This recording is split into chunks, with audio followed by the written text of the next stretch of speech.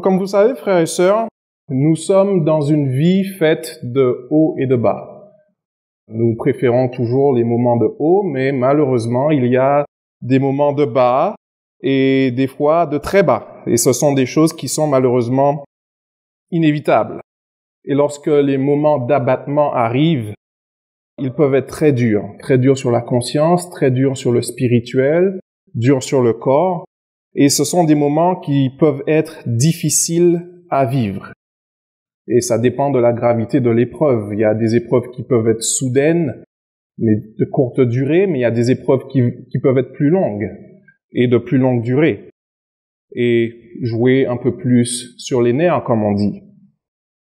Mais peu importe le type d'épreuve que nous traversons, nous savons que nous avons Dieu.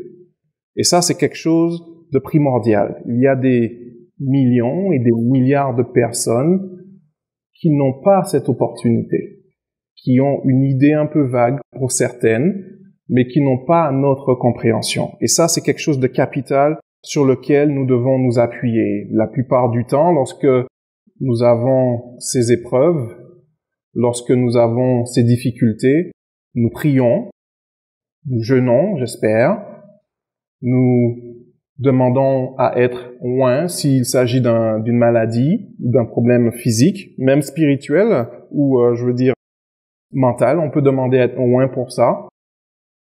Donc nous essayons de faire notre part. Mais malgré ça, des fois, il semblerait que ça fonctionne pas. Et là, on devient un peu négatif.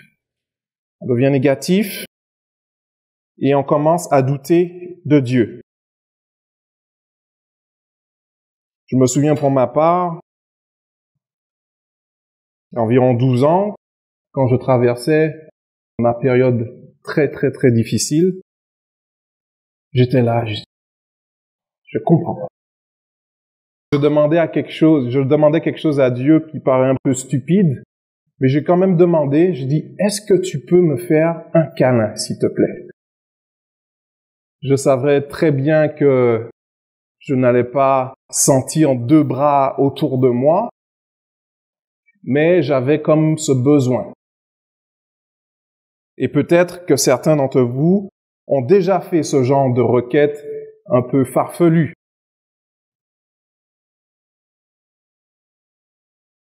Mais c'est quelque chose qui est naturel. On veut sentir quelque chose de tendre. On veut être apaisé.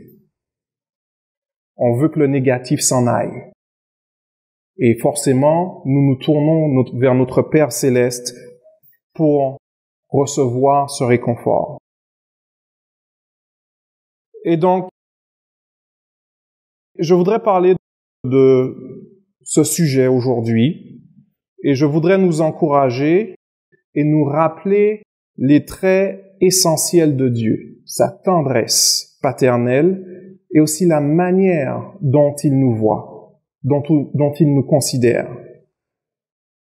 Donc si vous voulez un titre pour le sermon, je l'ai intitulé « Le Dieu de bonté et de miséricorde positive ».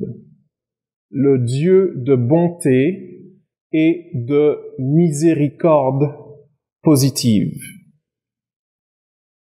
On va d'abord passer une bonne partie du sermon dans tout ce qui est l'aspect tendresse, bonté de Dieu. Et dans la deuxième partie, nous allons voir cette vision que Dieu a de nous.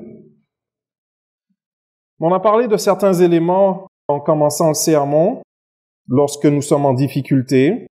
Et nous voyons dans la Bible, si nous tournons à Psaume 77, on va commencer par ici, qu'il y a environ 3000 ans, ou un peu moins, ou un peu plus, on ne sait pas exactement, mais on a une idée quand même. Il y a des individus qui sont passés par les mêmes épreuves et qui avaient les mêmes sentiments. Psaume 77, versets 1 à 10. Pour aller directement au verset 2. C'est un psaume d'Asaph. Ma voix s'élève à Dieu et je crie. Ma voix s'élève à Dieu et il m'écoutera. Au jour de ma détresse, je cherche le Seigneur. La nuit, mes mains sont étendues sans se lasser. Mon âme refuse toute consolation. Je me souviens de Dieu et je gémis. Je médite et mon esprit est abattu. Verset 5. Tu tiens mes paupières en éveil et dans mon trouble, je ne puis parler. Je pense aux jours anciens, aux années d'autrefois. Je pense à mes cantiques pendant la nuit. Je fais des réflexions au-dedans de mon cœur et mon esprit médite. Le Seigneur rejettera-t-il pour toujours? Ne sera-t-il plus favorable? Sa bonté est-elle à jamais épuisée? Sa parole est-elle anéantie pour l'éternité? Dieu a-t-il oublié d'avoir de la compassion? A-t-il dans sa colère retiré sa miséricorde? Je pense que certains d'entre nous pouvons nous reconnaître dans ce genre d'écrit. Nous ne sommes pas les seuls. Et donc, on voit ce manque dont on a parlé. Elle est où la bonté? Il est où le soutien? Le psaume 25, voyons quelque chose d'un peu similaire.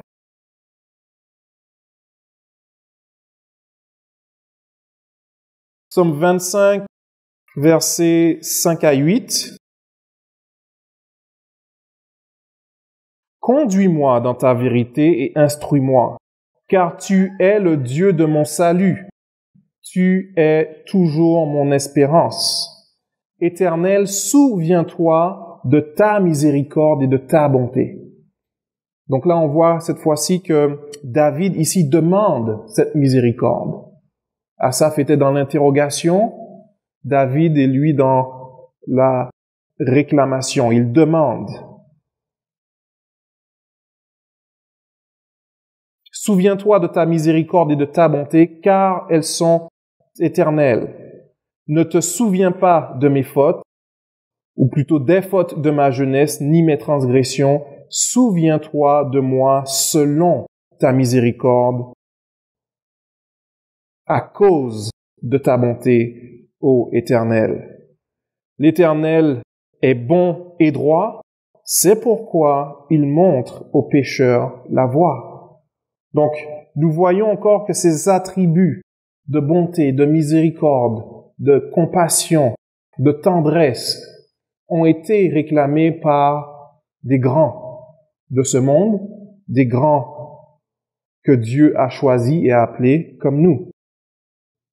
Donc maintenant, allons dans le vif du sujet. Comment Dieu exprime-t-il cette bienveillance, cette bonté, sa tendresse paternelle? Nous allons voir un premier aspect qui est la bienveillance. Et pour ça, nous allons toujours rester dans Psaume et aller à Psaume 34.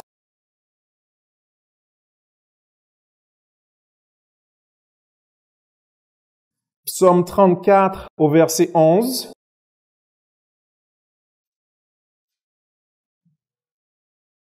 Psaume 34, verset 11. Les lionceaux éprouvent la disette et la faim, mais ceux qui cherchent l'Éternel ne sont privés d'aucun bien. Pourquoi j'ai voulu aller ici? Pour montrer que Dieu a souci de sa création. Nous sommes au-dessus du règne animal et que Dieu ne nous prive d'aucun bien.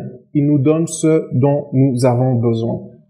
Et ça, c'est un aspect bienveillant qui continue même durant les épreuves. On peut se reporter à un autre passage que l'on connaît assez bien dans Matthieu 6.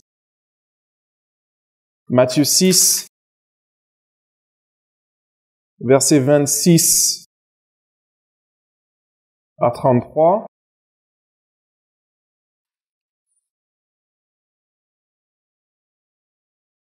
Matthieu 6, versets 26 à 33. Beaucoup de versets basiques aujourd'hui, mais qui sont importants. Regardez les oiseaux du ciel. Ils ne sèment ni ne moissonnent, et ils n'amassent rien dans les greniers. Et votre Père céleste les nourrit. Ne valez-vous pas beaucoup plus qu'eux? Qui de vous, par ses inquiétudes, peut ajouter une coudée à la durée de sa vie? Et pourquoi vous inquiétez au sujet du vêtement? Considérez comment croissent les lys des champs. Ils ne travaillent ni ne filent. Cependant, je vous dis que Salomon, même dans toute sa gloire, n'a pas été vêtu comme l'un d'eux. Si Dieu revêt ainsi l'herbe des champs, qui existe aujourd'hui et qui demain sera jetée au four, ne vous vêtira-t-il pas à plus forte raison, gens de peu de foi?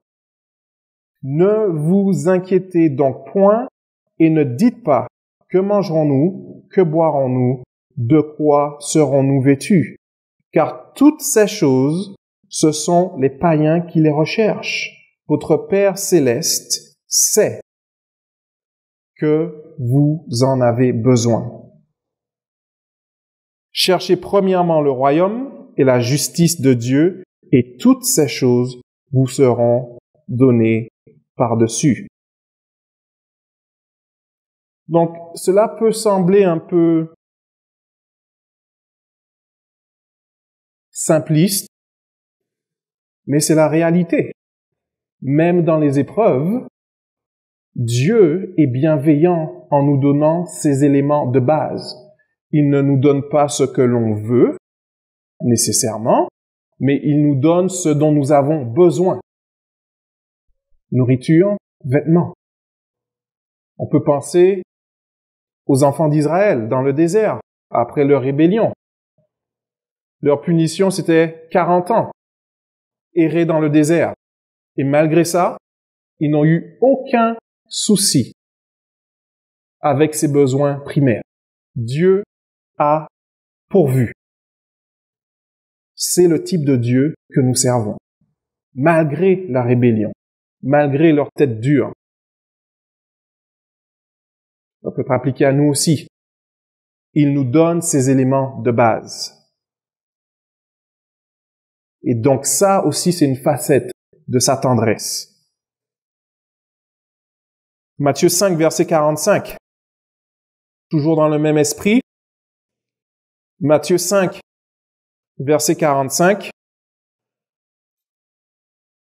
On commence un peu au milieu de la pensée ou du sens du message ici, mais c'est pas important. Il est écrit afin que vous soyez fils de votre Père qui est dans les cieux. Et c'est là où je veux en venir. Car il fait lever son soleil sur les méchants et sur les bons, et il fait pleuvoir sur les justes et les injustes. Bienveillance sur les gens qui sont méchants, mais aussi sur les justes. Caractéristique de tendresse de notre Dieu. Il nous donne ces éléments de base nécessaires à faire croître les éléments dont nous avons besoin pour nous nourrir. S'il n'y a pas de soleil, s'il n'y a pas assez de soleil, il n'y a pas de récolte. S'il y a trop de pluie, il n'y a pas de récolte. Il va utiliser ces éléments-là pour attirer l'attention des nations. Mais aujourd'hui, ici en tout cas, nous sommes quand même relativement bénis. Mais on voit encore une fois sa bienveillance pour tout le monde. Donc, quand nous traversons les épreuves difficiles, même si ça peut paraître simpliste, mais c'est la vérité. Dieu nous donne ces éléments de base. Et ça peut nous aider à nous accrocher à quelque chose. Ok, j'ai un toit, j'ai de la nourriture, j'ai des vêtements. Il a tenu sa promesse. Continuons de l'avant.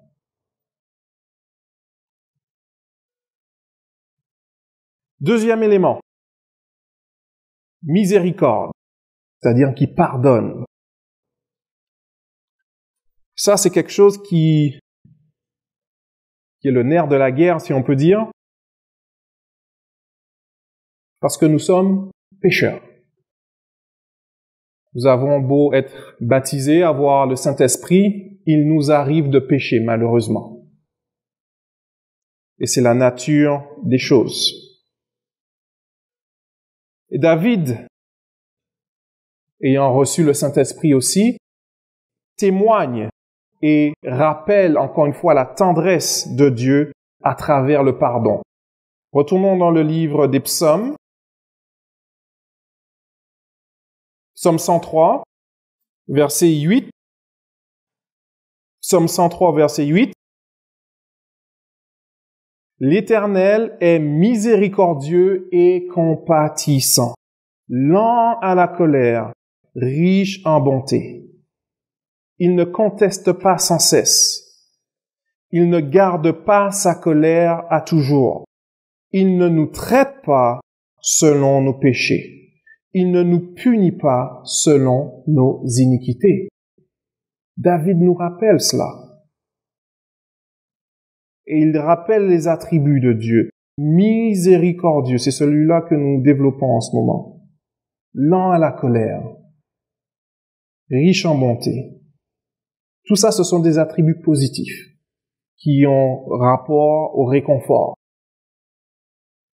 que nous recherchons lorsque nous avons ces difficultés. Parce que des fois, nous avons un peu cette vision de Dieu qui est punitif, qui est dur. Surtout si on a grandi avec cette idée de l'Ancien Testament. Ah, le Dieu de l'Ancien Testament, quelle horreur. Je peux pas supporter. Mais le Dieu du Nouveau Testament, oh, waouh, quelle gentillesse, quelle bonté. C'est le même Dieu. C'était Jésus avant qu'il vienne dans la chair. Et ce que nous oublions dans la Bible, c'est que nous avons juste un petit moment qui nous est raconté. On n'a pas les détails sur des semaines, des mois et des décennies. Je prends l'exemple de la ville de Jéricho, par exemple. Vous trouvez ça dur. Ah, ils font le tour de la ville 7 fois, 7 jours, et puis c'est dur comme Dieu. Sauf que Rahab dit que, c'est Rahab ou Rabat, je sais plus en français ou en anglais, mais elle dit, on a su là que votre Dieu vous avait délivré d'Égypte. Ça fait 40 ans qu'ils savaient. Ils avaient 40 ans pour changer. Mais on n'a pas le récit des 40 ans. Donc ça, c'est une façon de voir les choses. Des fois, on voit que la sentence peut sembler dure et presque inhumaine, si on veut. Mais bien souvent, Dieu a pris son temps. Il a laissé les gens changer avant d'agir. Et c'est ça qu'il faut aussi se remettre en tête dans la notion de pardon, dans le fait qu'il nous donne du temps et qu'il ne nous traite pas, encore une fois, selon nos iniquités. Nous avons le même cas. Je vais juste vous lire Esdras 9 au verset 13, vous pouvez le noter.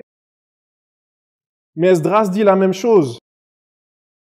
Lorsque les Juifs retournent à Jérusalem, Esdras 9 au verset 13, il dit « Après tout ce qui nous est arrivé à cause de nos mauvaises actions et des grandes fautes que nous avons commises, quoique tu ne nous aies pas, ô notre Dieu, punis en proportion de nos iniquités, et maintenant que tu nous as conservé, c'est réchappé. » Esdras reconnaît que Dieu est miséricordieux. Les Juifs, puisque c'est de ce dont il est question ici, ne méritaient pas de retourner à Jérusalem 70 ans après leur captivité à Babylone. C'est Dieu, dans son pardon, qui avait prévu cela. Il avait d'ailleurs dit à Jérémie, Daniel l'avait compris par la prophétie. Il n'y a aucun mérite. Il n'y avait aucun mérite de leur part. Et ça, des fois, on oublie qu'il n'y a pas de mérite de notre côté. Mais nous pouvons nous appuyer sur ça pour comprendre que Dieu, malgré la rudesse de l'épreuve, ne nous traite pas à la mesure de ce que nous étions censés recevoir. Il pardonne. David dit que nous sommes poussière, et Dieu le sait que nous sommes poussière. Un autre exemple, pour parler du pardon, de la miséricorde, allons cette fois-ci dans Jean 8.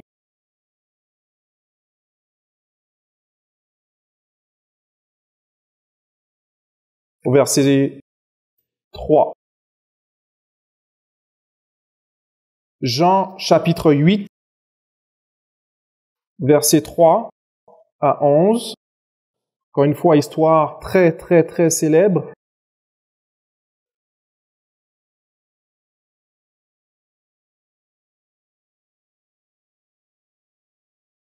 Alors les scribes et les pharisiens amenèrent une femme surprise en adultère. Et la plaçant au milieu du peuple, ils dirent à Jésus, « Maître, cette femme a été surprise en flagrant délit d'adultère. Moïse, dans la loi, nous a ordonné de lapider de telles femmes.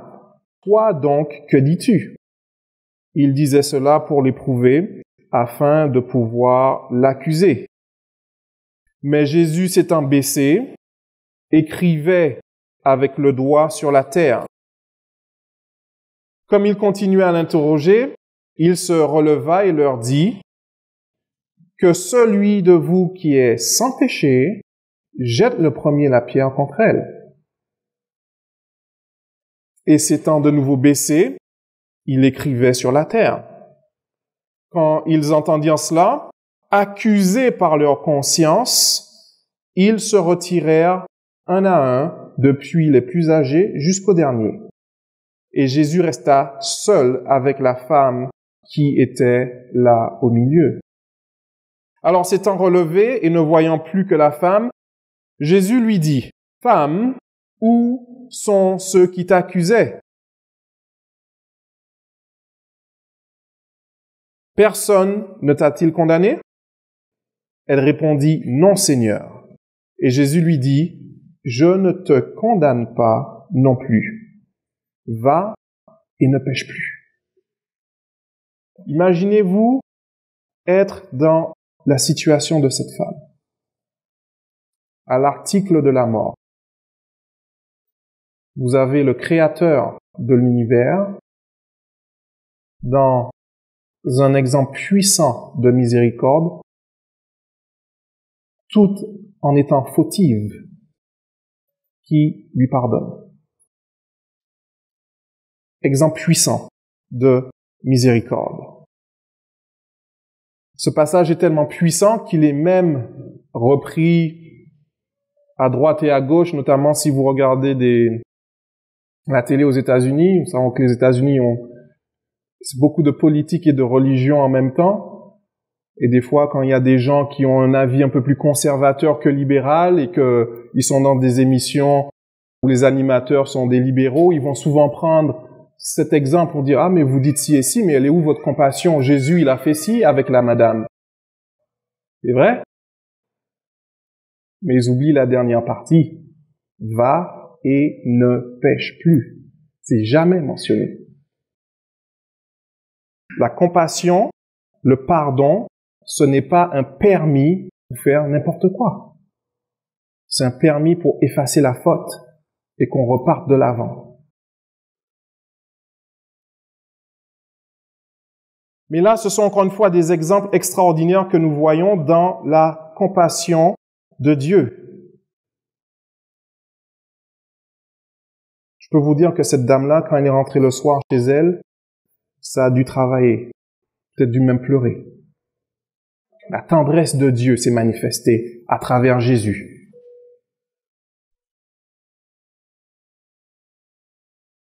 Et nous pouvons nous rappeler ces histoires et quand nous avons nos problèmes, dire la même chose à Dieu.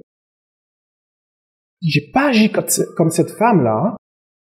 S'il te plaît, aie pitié de moi comme tu as eu pitié d'elle.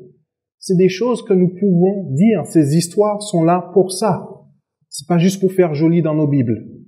C'est pour les utiliser. Et comme Monsieur Ames avait l'habitude de le dire, réclamer ses promesses. S'il te plaît, applique la même miséricorde à mon égard.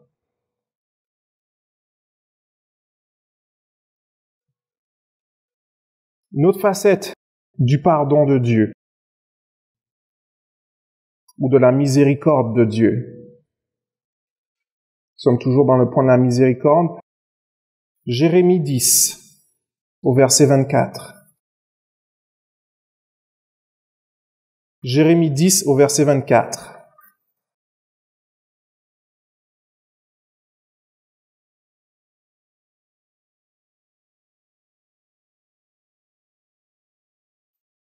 On en a parlé un peu dans les exemples d'avant. Mais là, on voit une requête directement faite par Jérémie. Jérémie 10 au verset 24 à 14.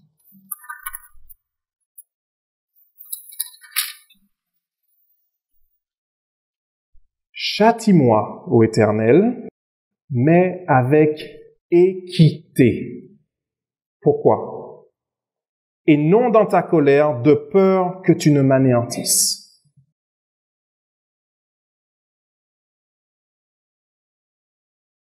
On peut demander à Dieu d'être doux avec nous dans le châtiment, dans l'épreuve. On peut lui demander. Jérémie lui a demandé.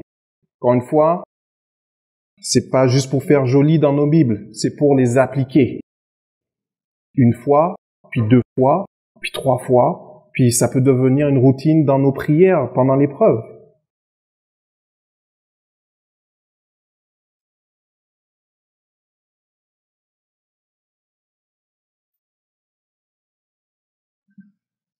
Et non dans ta colère, de peur que tu ne me réduises à rien. Jérémie sait et connaît la puissance de Dieu et lui rappelle ça. Sois gentil avec moi. Ça fait mal déjà et il n'y a rien de mal à ça.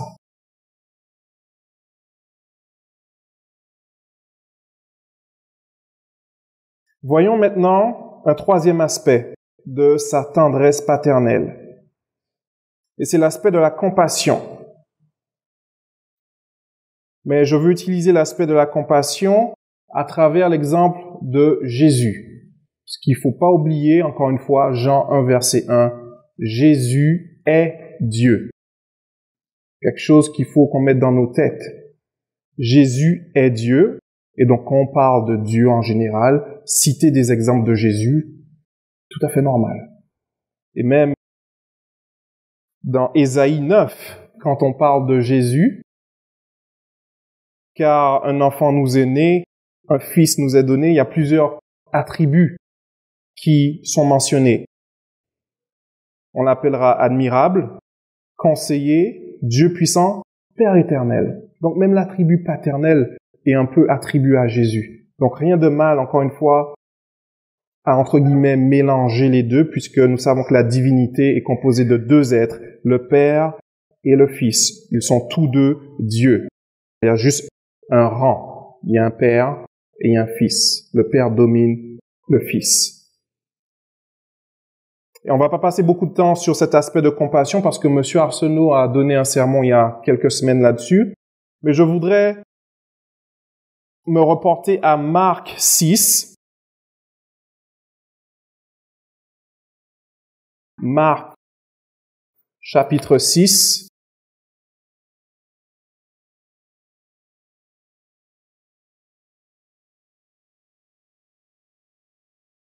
Au verset 34.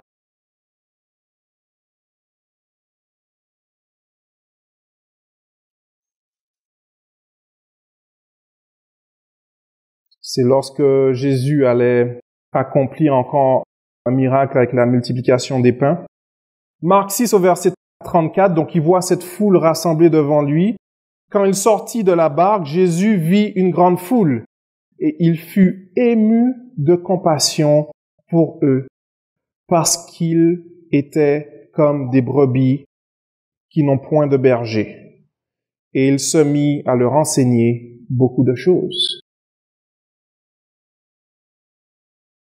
Donc on voit ici que Christ se souciait de la foule.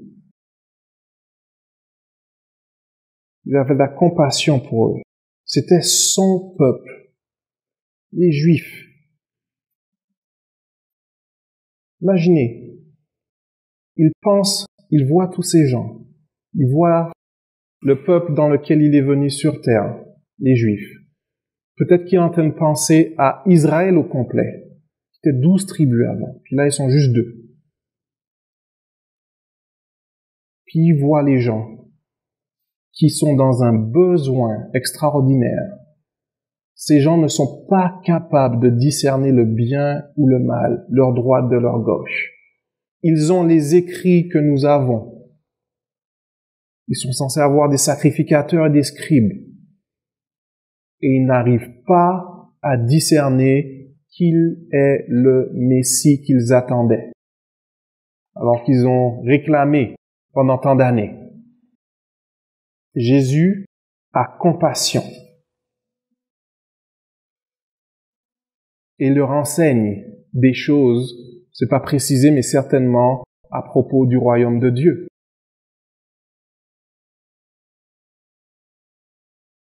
Peut-être qu'on a déjà été dans cette situation, nous-mêmes, où nous avons vu quelqu'un ou personne qui essaye de s'en sortir, mais qui répète toujours les mêmes erreurs. Et qui ne se rend pas compte que son erreur conduit au même résultat. La même chose là, certainement, que Jésus a dû penser. Hey, je suis là!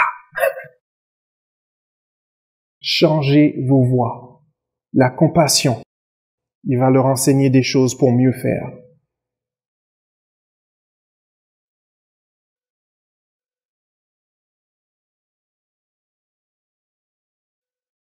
Et la compassion pour tous les êtres humains.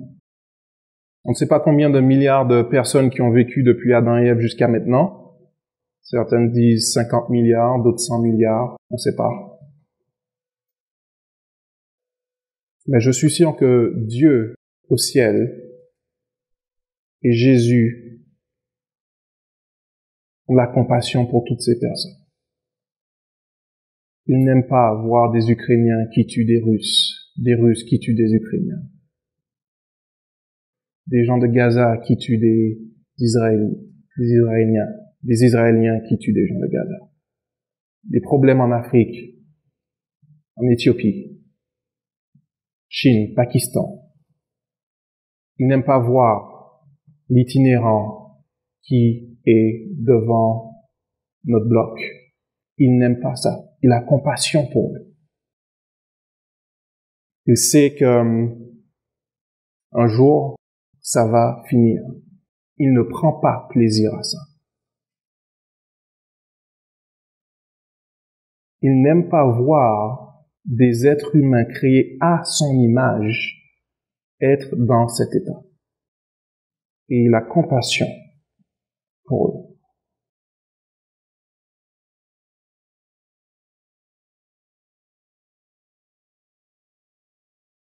Passons à un autre aspect. Un Dieu qui est compatissant. C'est tous des choses qui sont très reliées entre elles, toutes des choses qui sont très reliées entre elles. Mais l'aspect d'être compatissant, c'est d'être en mesure de se mettre à la place de quelqu'un.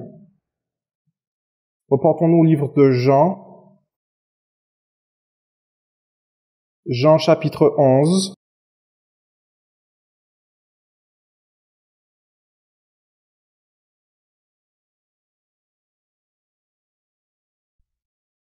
Jean 11, versets 32 à 35.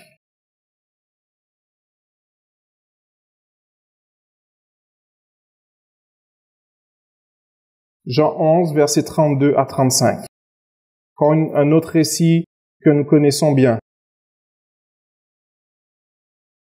C'est lors de la mort et la résurrection de Lazare. On lit, lorsque Marie fut arrivée là où était Jésus, au verset 32, et qu'elle le vit, elle tomba à ses pieds et lui dit, « Seigneur, si tu avais été ici, mon frère ne serait pas mort. » Jésus, la voyant pleurer, elle et les Juifs qui étaient venus avec elle, frémit en son esprit et fut tout ému. Et il dit, « Où l'avez-vous mis ?» « Seigneur, lui répondirent-ils, viens et vois. » Et au verset 35, Jésus pleura. Si vous lisez le début du chapitre, lorsqu'on lui annonce la nouvelle, Jésus sait qu'il va opérer un miracle. Il dit cette mort est à la gloire de Dieu. Il sait que le Père va lui accorder la possibilité de guérir Lazare. Il enseigne même une leçon à ses disciples. Lazare est mort, non, il dort. Enfin, il le sait parfaitement. Mais une fois le moment venu, il n'a pas pu retenir ses larmes. C'est le type de Dieu que nous adorons, frères et sœurs. Un Dieu qui a des émotions, un Dieu qui sait par quoi nous passons et qui est capable de se mettre à notre place. Il connaît le plan. Il sait que c'était juste une petite étape. On parle même pas encore de résurrection pour la vie éternelle, là. Mais ça ne l'a pas empêché d'éclater en sanglots. Imagine qu'il a éclaté en sanglots. Mais on voit cet aspect de Jésus qui se met à la place de Marie, des Juifs qui étaient là. C'est parce que c'était apparemment un très très bon ami à Jésus. Nous pouvons encore une fois réclamer cette tendresse.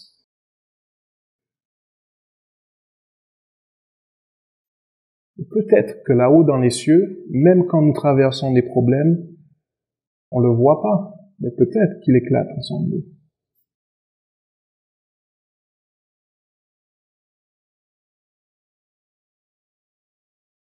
C'est le type de Dieu que nous servons.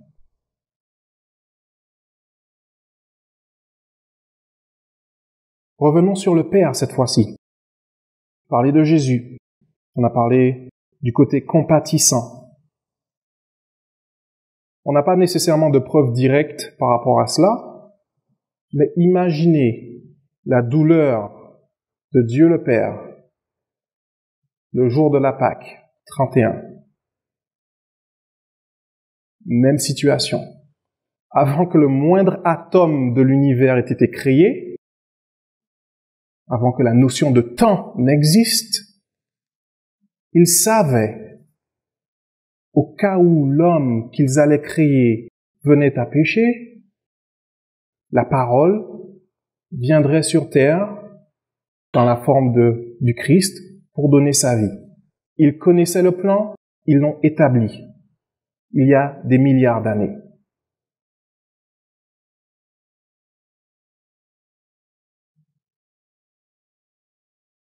Le jour de la Pâque, quand Christ est crucifié,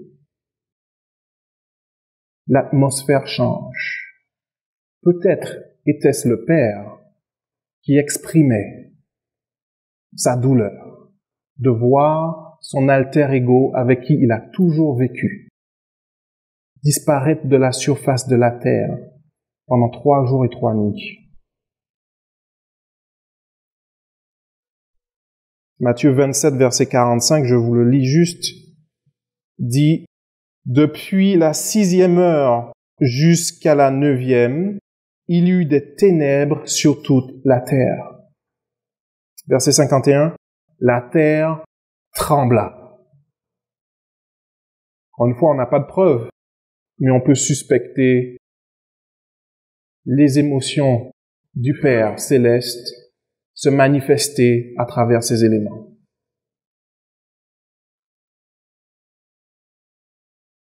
Et c'était tellement dramatique que les centurions qui ont assisté à la scène, ça a réveillé là, dans leur esprit.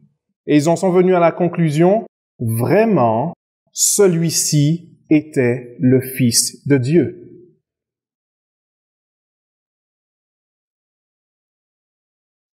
Comme j'ai dit, le Père savait que 3 jours et 3 nuits après, il allait ressusciter son Fils.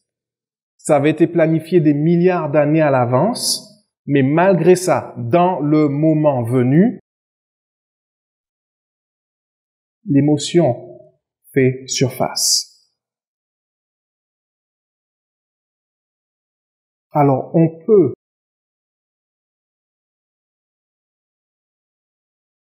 et on doit comprendre que Dieu sait par quoi nous passons dans les moments difficiles. Même le Père.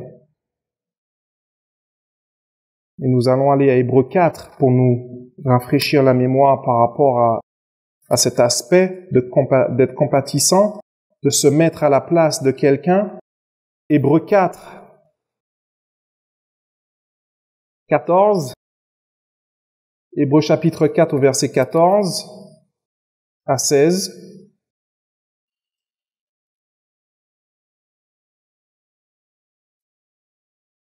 Ainsi, puisque nous avons un grand souverain sacrificateur qui a traversé les cieux, Jésus, le Fils de Dieu, demeurons fermes dans la foi que nous professons. Car nous n'avons pas un souverain sacrificateur qui ne puisse compatir à nos faiblesses. Au contraire, il a été tenté comme nous en toutes choses, sans commettre de péché. Verset 16, clé pour nos épreuves difficiles. Approchons-nous donc avec assurance du trône de grâce, afin d'obtenir quoi?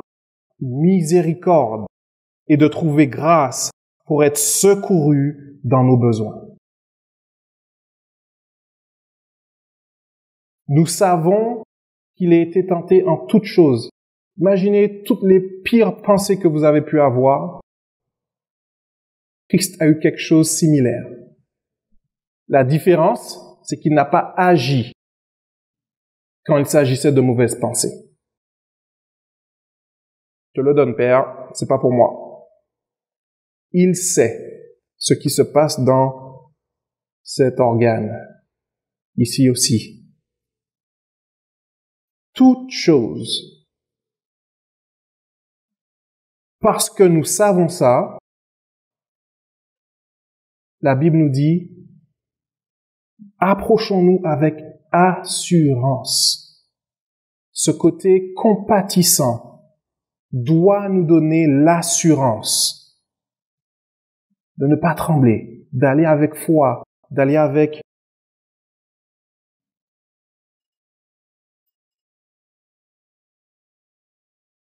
on peut dire ardeur si on veut.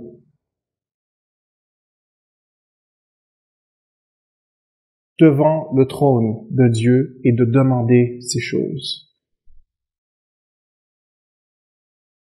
Retournons à M. Ames, réclamer ses promesses. On va lui demander ses traits de caractère qui lui sont si uniques. Sa tendresse, sa bonté, sa miséricorde. Faisons-le avec assurance, mais faisons-le humblement. Il y a deux choses différentes. On peut le faire avec assurance, mais humblement. Et alors que nous préparons les jours de printemps, les jours saints qui s'en viennent ce printemps, il est très important de nous rappeler de ces choses, surtout si nous traversons des épreuves.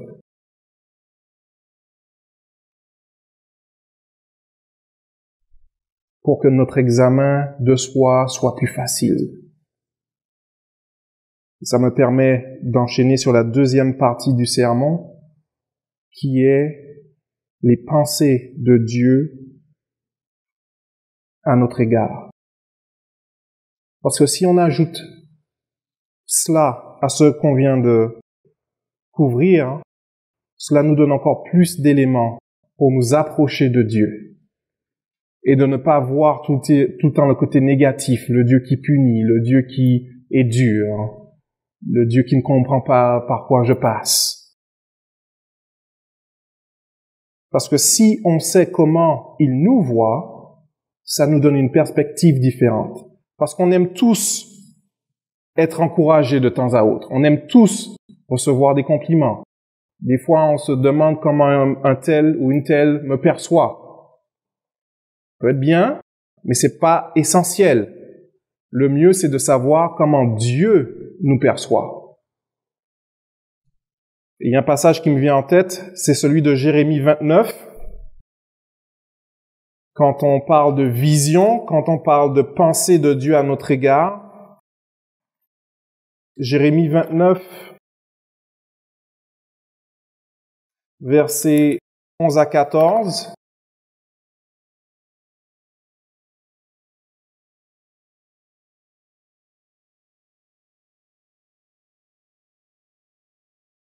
Jérémie 29, versets 11 à 14. Car je connais les projets que j'ai formés pour vous, dit l'Éternel. Projets de paix et non de malheur, afin de vous donner un avenir et de l'espérance. Vous m'invoquerez et vous partirez, vous me prierez et je vous exaucerai. Vous me chercherez et vous me trouverez. Si vous me cherchez de tout votre cœur. Pas à 80%, pas à 85%. Tout notre cœur. Je me laisserai trouver par vous, dit l'Éternel, et je ramènerai vos captifs. Je vous rassemblerai de toutes les nations et de tous les lieux où je vous ai chassés, dit l'Éternel. Je vous ramènerai dans le lieu où je vous ai fait aller en captivité. Ce message s'adresse, encore une fois, à nos amis juifs de l'époque, ceux qui étaient partis en captivité pendant 70 ans sous Babylone, ceux dont on a parlé avec le passage d'Esdras. La pensée de Dieu, c'est de les ramener de leur captivité. Il a permis qu'ils aillent en captivité pendant 70 ans pour apprendre une leçon, mais ultimement, ce qu'il a en tête, c'est qu'ils soient là, à Jérusalem, qu'ils l'adorent, qu'ils soient heureux. Spirituellement parlant pour nous, c'est la même chose. Nous sortir de notre captivité, de notre terre d'Égypte, pour que nous soyons heureux.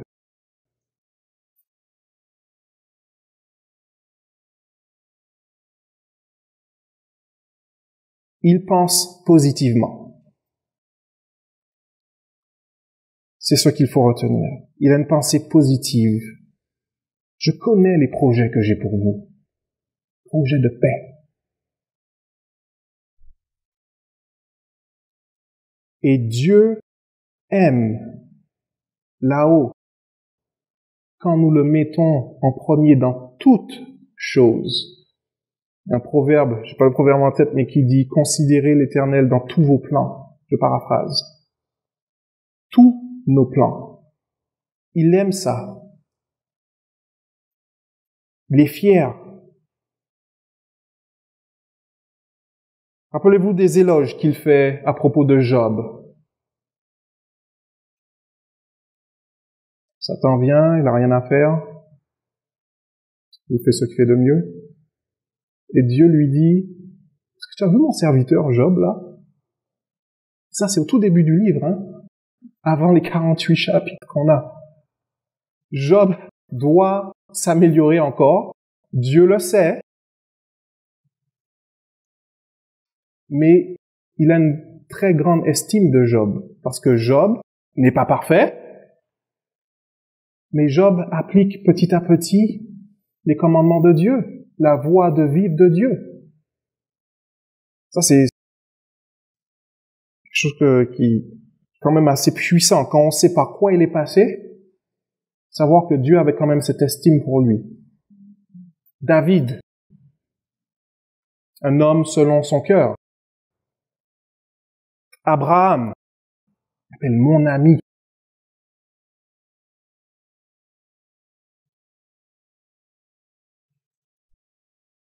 Une qui n'est pas très populaire, mais qui est dans la Bible, populaire pour nous en tout cas.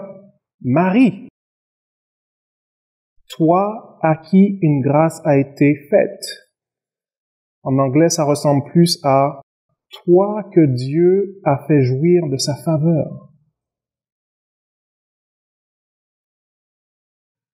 Elle a été choisie pour un but spécial par rapport à son caractère. Jean le Baptiste, parmi ceux qui sont nés de femmes, il n'y en a pas eu de plus grand que Jean Baptiste. Des gens qui vont tous et qui ont tous eu des épreuves. Des gens qui ne sont pas parfaits, mais des gens qui avaient, pour la plupart, l'Esprit de Dieu qui fonctionnait avec eux. Ces gens ne sont pas différents de vous et moi. On opère à des niveaux différents, à des siècles différents, mais c'est le même but, le même esprit, le même Dieu et la même vision que nous avons.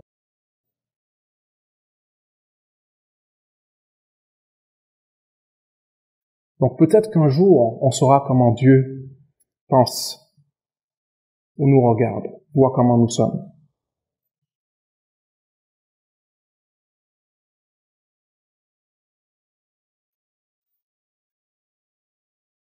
Et il a cette estime envers nous, malgré nos défauts. Malgré nos défauts. Il pense positivement, avec positivité. Allons à Jean 10. Continuez dans le même état d'esprit. Jean 10, 31 à 35. Alors les Juifs prirent de nouveau des pierres pour le lapider. Jésus leur dit, « Je vous ai fait voir plusieurs bonnes œuvres venant de mon Père. Pour laquelle me lapidez-vous » Les Juifs lui répondirent, « Ce n'est point pour une bonne œuvre que nous te lapidons, mais pour un blasphème. Et parce que toi, qui es un homme, tu te fais Dieu. » Jésus leur répondit, « N'est-il pas écrit dans votre loi ?» Et il cite, « J'ai dit, vous êtes des dieux. Si elle, c'est-à-dire la loi, si elle a appelé Dieu ceux à qui la parole de Dieu a été adressée, et si l'écriture ne peut être anéantie, celui que le Père a sanctifié et envoyé dans le monde, vous lui dites, tu blasphèmes, et cela parce que j'ai dit que je suis le Fils de Dieu. Le point que je veux faire ici, voici reporté. Psaume 82. Jésus a cité le psaume 82.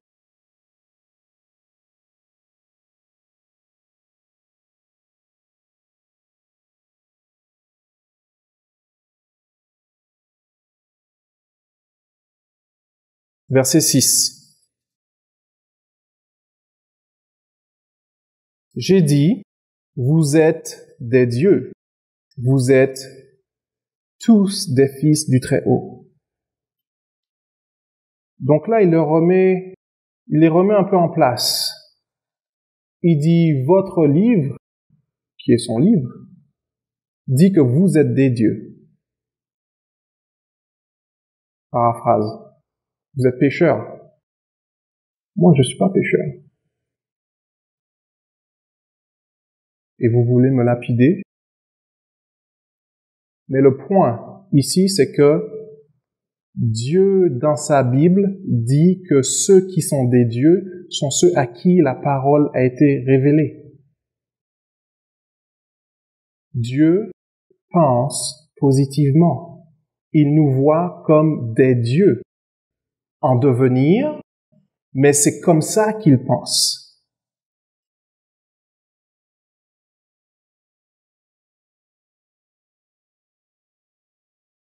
Ce qui est intéressant ici, c'est que si vous allez dans l'hébreu, parce que je me suis toujours posé la question, donc c'était une bonne opportunité de savoir, c'est comment le temps des verbes est exprimé en hébreu. Et si vous allez dans l'hébreu, par exemple ici, vous êtes des dieux, le verbe être n'existe pas au temps présent en hébreu. Donc en hébreu, vous avez vous, Dieu. Parce qu'au présent, apparemment, on va me corriger si je dis des bêtises, mais quand le temps présent est exprimé, ils ne mettent pas nécessairement le verbe. Par contre, quand c'est le temps futur ou le temps passé, là, ils vont insérer le verbe. Donc si Dieu avait voulu parler au futur, ce qui va être le cas, nous serons des dieux, nous serons Dieu avec lui, ils auraient ajouté le verbe « vous serez des dieux ». Et donc on aurait vu le verbe « être » au futur dans le texte. Mais il n'est pas là. Ça veut dire que Dieu parlait au temps présent. Au temps présent, le verbe n'est pas mentionné. Dieu pense comme ça à notre égard. Vous êtes des dieux, nous sommes des dieux, il pense positivement. La condition, comme on l'a vu dans Jean 10, c'est à ceux à qui la parole a été révélée. La parole a été révélée à vous et moi. Bien plus que la parole, la compréhension de la parole et la compréhension du plan. C'est pour ça que nous sommes assemblés ici aujourd'hui. Et que demain, nous n'allons pas à l'église. Parce que c'est une autre compréhension, c'est un autre évangile, c'est un autre plan. Mais nous qui avons cette compréhension, nous allons le voir dans le verset plus tard, cela nous purifie. Donc Dieu pense comme ça à propos de nous, positivement. Allons à 1 Jean pour terminer. 1 Jean 3. 1 Jean 3, versets 1 à 3.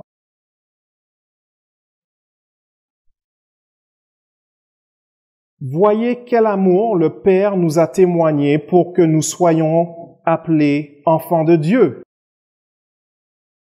Et nous le sommes.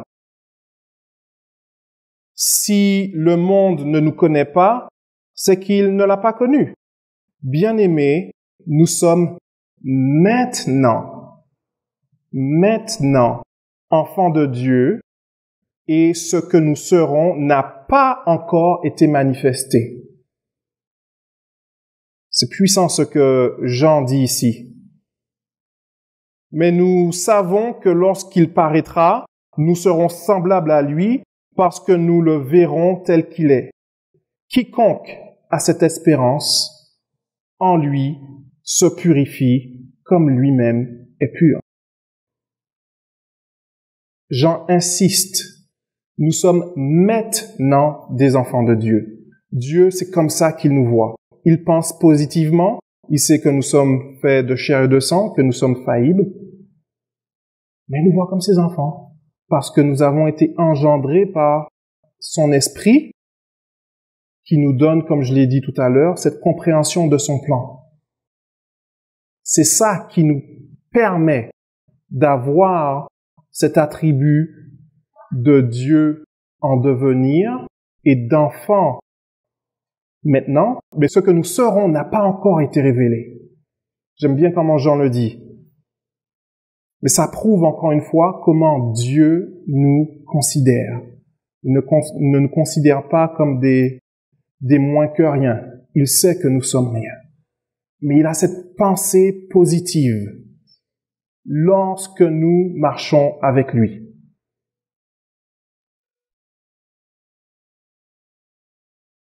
Ce que nous serons n'a pas encore été manifesté. Ça veut dire qu'il y a encore du travail.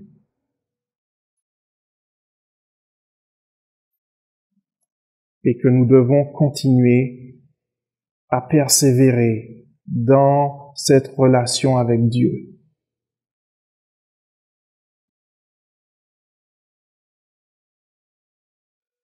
Et Dieu nous voit comme ça parce que c'est son but ultime. On a une brochure à ce propos. Votre ultime destinée, je pense que ça a été le titre a été changé, le véritable but de la vie. Sa volonté, c'est que nous soyons Dieu en étant ses enfants dans son royaume. Et donc il nous voit comme ça, malgré nos défauts. Donc pour conclure, frères et sœurs, dans ce sermon, j'ai voulu rappeler les magnifiques attributs de Dieu, des attributs qui ont tendance à nous échapper lorsque nous sommes dans des moments difficiles, des attributs paternels, tendres, tels que la bienveillance, la miséricorde, un Dieu compatissant, un Dieu qui peut se mettre à notre place. Parce que le Père et le Fils, encore une fois, ont vécu un moment déchirant le jour de la Pâque de l'an 31. Un Dieu qui a de la compassion, qui sait ce que nous traversons. Et j'ai voulu compléter le tableau en vous montrant aussi à quel point Dieu pense de nous de façon positive. Il a des pensées de paix. Il nous voit comme des dieux en devenir, des enfants de Dieu, engendrés, en cours de transformation. Et cela doit nous permettre de venir devant son trône, de préparer la Pâque, les pains sans levain, avec plus d'assurance, plus de paix, plus de calme, en faisant notre examen de soi. Donc, utilisons ces outils pour nous préparer à la Pâque, à la fête des pains sans levain, et réclamons les tendres et positives miséricordes de Dieu.